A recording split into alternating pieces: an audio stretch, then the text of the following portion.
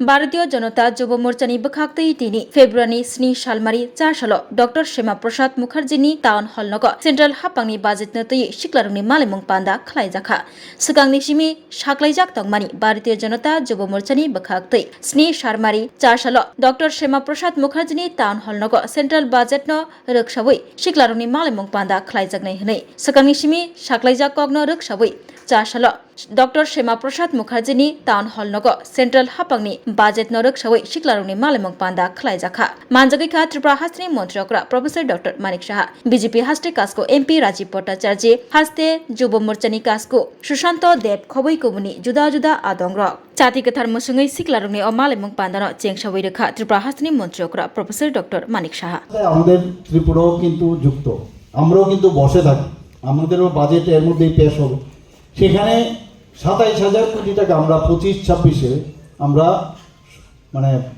সেখানে ২৭,০০০ কোটি টাকা আমরা বাজেট পেশ করেছিলাম আর আমরা ২৪-২৫-এ আর ২৫-২৬-এ আমরা ৩২,০০০ কোটি টাকা বাজেট পেশ করেছিলাম তো এটা কি করে ৪,০০০ কোটি টাকা কিন্তু আমরা জাম্প করে দিয়েছি অর্থাৎ আমাদের সেই সংস্থান রয়েছে তবেই আমরা সেটা করতে পারছি এখানে আজকে যারা কর্মচারীরা আছেন ত্রিপুরাই একমাত্র রাজ্য এটাও কিন্তু বুঝতে হবে যেখানে পার্সেন্টেজের কথা যদি আমরা বলি পার্সেন্টেজের দিক দিয়ে সবচেয়ে বেশি কিন্তু ত্রিপুরাতে আমাদের কর্মচারী সংস্থা অন্য জায়গায় কিন্তু পার্সেন্টেজের এই যে কর্মসংস্থান রিফর্মের কথা আমি বলছি কর্মসংস্থান শুধুমাত্র চাকরি দিয়ে নয় অথচ ত্রিপুরাতে চাকরির কিন্তু একটা ইন্ডাস্ট্রির মতো হয়ে গেছে যে চাকরি দিলেই আমাদের রাজ্য ঠিক আছে অন্যান্য জায়গার মধ্যে অনেকে চাকরি করে না তার আলাদা এখন যে এত সুবিধা করলো যে মাননীয় প্রধানমন্ত্রীজি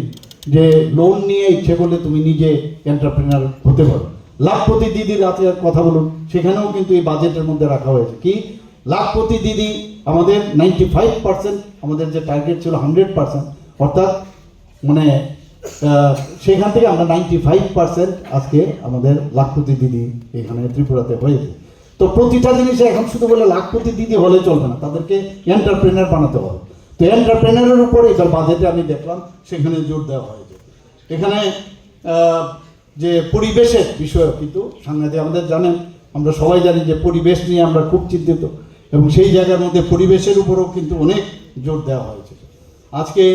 যারা কর দিচ্ছেন এখানে যারা করদাতা তারা কিন্তু বসে থাকে এবার আমার কি সুবিধাটা হলো আমার কি সুবিধা হচ্ছে কিনা সেই দিকেও কিন্তু নজর তো আগে কর যদি ফাঁকি দিত তাদেরকে কিন্তু এই যে রিফর্মের কথাটা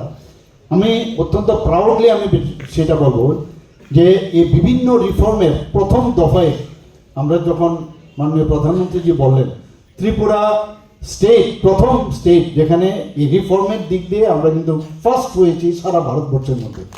এবং চিফ সেক্রেটারিদেরকে ডেকে যখন মাননীয় প্রধানমন্ত্রীজি বললেন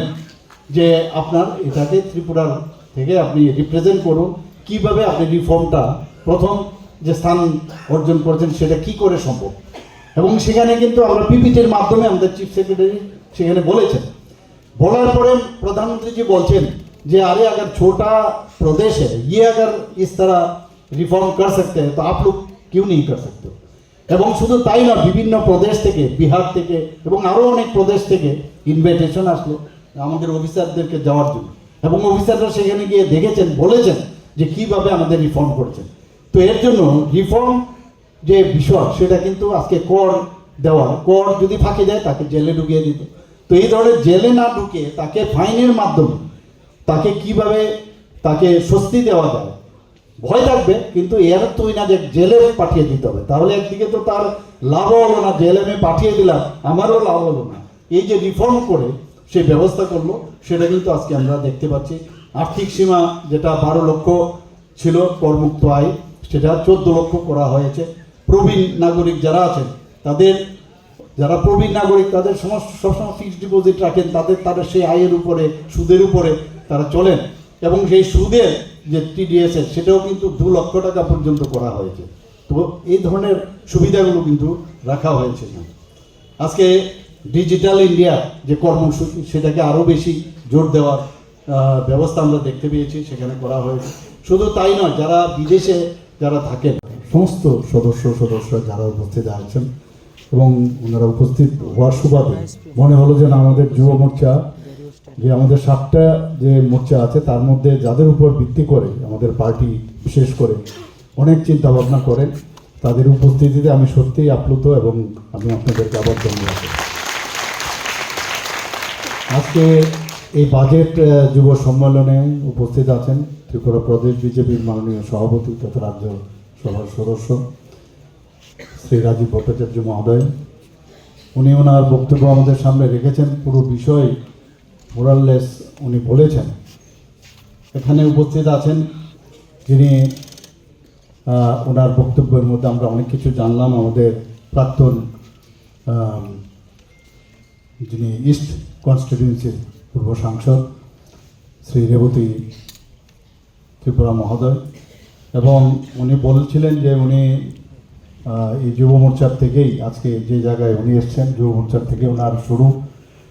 টিচার ছিলেন। আজকের অনুষ্ঠানের প্রেক্ষাপট একটু ভিন্ন। এখানে আমার পরবর্তীতে আমরা সবাই মিলে আমাদের নেতৃত্বদের, বিশেষ করে আমাদের প্রদেশ সভাপতি এবং রাজ্যের জনপ্রিয় মুখ্যমন্ত্রীর ওনাদের বক্তব্য আমরা সবাই মিলে শুনব, এবং আগামী দিনে আমরা আমাদের বিভিন্ন সাংগঠনিক কার্যক্রমে আমরা সেইগুলাকে নিচু স্তর পর্যন্ত নিয়ে যাওয়ার চেষ্টা করব। আমরা সবাই অবগত আছি, দেশের মাতৃশক্তি আমাদের ফিনান্স মিনিস্টার নির্মলা সীতারামন মহোদয়া, ওনার 9th টাইম উনি বাজেট পেশ করেছেন। আজকে নারী শক্তিকে ধন্যবাদ ও কৃতজ্ঞতা জ্ঞাপন করে আজকে কিন্তু আমরা এই অনুষ্ঠানে প্রত্যেকজন অতিথিকে আমরা দেবী দুর্গার প্রতিকৃতি দিয়েছি। কারণ একমাত্র ভারতীয় জনতা পার্টি, যে পার্টি মাতৃশক্তিকে সম্মান করে এবং একজন মহিলাকে, একজন মাকে এই দেশের অর্থনীতি দেখার জন্য মন্ত্রী করা হয়েছে, এই দেশে একমাত্র সম্ভব যিনি রাষ্ট্রপতি আছে উনি একজন মা, উনি একজন বোন, দ্রৌপদী মুর্মু। সেই কারণে আজকে আমরা দেবী দুর্গার প্রতিকৃতি দিয়ে আজকে আমাদের যারা অতিথিরা আছেন, বিশেষ করে আমাদের রাজ্যের জনপ্রিয় মুখ্যমন্ত্রী, প্রদেশ সভাপতি, প্রাক্তন এমপি, আমরা প্রত্যেককে স্বাগত জানিয়েছি। বাজেটের বিষয় নিয়ে আমাদের মূল বক্তারা, প্রধান বক্তারা বক্তব্য রাখবেন। আজকে কেন এই বাজেট যুব সম্মেলন আমরা আয়োজন করেছি? প্রত্যেকটা যুব সমাজ যেন, প্রত্যেকটা যুব ভাই বোন যেন, ভারতীয় জনতা পার্টির যুব কার্যকর্তারা যেন এই বাজেট সম্বন্ধে অবগত হয় এবং এই বাজেটকে নিয়ে আগামী দিনে যেন একদম নিচু স্তরে, বুথ স্তর পর্যন্ত যেন বাজেটটাকে পৌঁছানো যায়, প্রত্যেকটা যুব ভাই বোনের কাছে যেন পৌঁছানো যায়, সেই উদ্দেশ্য লক্ষ্যমাত্রাকে সামনে রেখে আমরা এই অনুষ্ঠান করেছি। বিভিন্ন রাজনৈতিক দল বাজেটকে নিয়ে কটাক্ষ করার চেষ্টা করছে। আমি যে বিধানসভার বিধায়ক, বিশালগড় বিধানসভায় কিছুদিন আগে প্রাক্তন মুখ্যমন্ত্রী মানিক সরকার গিয়ে বলেছেন এই বাজেট নাকি কর্পোরেটরদের বাজেট। আসলে ওনাকে শ্রদ্ধা করি, উনি বয়স অনেক বড় আমাদের থেকে। উনার বোঝা দরকার, উনার দলের নেতৃত্বদের বোঝা দরকার আমরা শুধু বিরোধিতার জন্য বিরোধিতা করব না। এই বাজেট যুবাদের বাজেট, এই বাজেট মায়েদের বাজেট, এই বাজেট কৃষকদের বাজেট, এই বাজেট এই দেশের প্রত্যেকটা অংশের সাধারণ জনগণের বাজেট। এই বাজেটে যেরকম কৃষকদের প্রাধান্য দেওয়া হয়েছে, এই বাজেটে যুবাদের প্রাধান্য দেওয়া হয়েছে, এই বাজেটে মায়েদের প্রাধান্য দেওয়া হয়েছে। এই বাজেট আমাদের প্রত্যেকের বাজেট, তাই এই বাজেটকে আমরা সমর্থন করি। এই সমর্থন করে আজকে আগরতলা শ্যামাপ্রসাদ মুখার্জি টাউন হলে রাজ্যের বিভিন্ন প্রান্ত থেকে এখানে যুব ভাইয়েরা এসছে এই বাজেটকে সমর্থন জানানোর জন্য। আপনারা বিভিন্ন সময় দেখি বিরোধী দল শুধুমাত্র বিরোধিতার জন্য বিরোধিতা করে, আমরা যুব মোর্চার কার্যকর্তারা আমরা সবাই জানি Bharatiya Janata Party the party with differences, আমরা অন্যান্য রাজনৈতিক দল থেকে আলাদা এবং আমাদের যুব সংগঠন অন্যান্য রাজনৈতিক দলের যুব সংগঠন থেকে আলাদা। আমরা শুধুমাত্র রাজনৈতিক কর্মকাণ্ড নিয়ে ব্যস্ত থাকি না, আমরা শুধু ঝান্ডা নিয়ে মাঠে দৌড়াই না, আমরা শুধু মিছিল মিটিং নিয়ে ব্যস্ত থাকি না, আমরা সমাজের বিভিন্ন সামাজিক কাজ আমরা করে থাকি, বিভিন্ন সাংস্কৃতিক কাজ আমরা করে থাকি। আমরা দায়িত্ব নিয়ে সরকারের বিভিন্ন পদক্ষেপগুলোকে সমর্থন জানিয়ে বিভিন্ন কার্যক্রম আমরা করে থাকি। এই বাজারের কে নিয়ে যে যুব সম্মেলন, সেইটাও কিন্তু আমরা সমাজের অন্তিম ব্যক্তি পর্যন্ত সমাজের যুব সমাজের কাছে এই বাজেটকে, ঐতিহাসিক বাজেটকে পৌঁছে দেওয়ার জন্য আমরা এই কার্যক্রম হাতে নিয়েছি। আমি প্রত্যেকের কাছে অনুরোধ করতে চাই, এই বাজেটের প্রেক্ষাপটের বাইরে গিয়ে আগামী দিনে এই রাজ্যে এডিসি নির্বাচন হবে। আমরা দেখেছি আমরা প্রত্যেকটা নির্বাচনে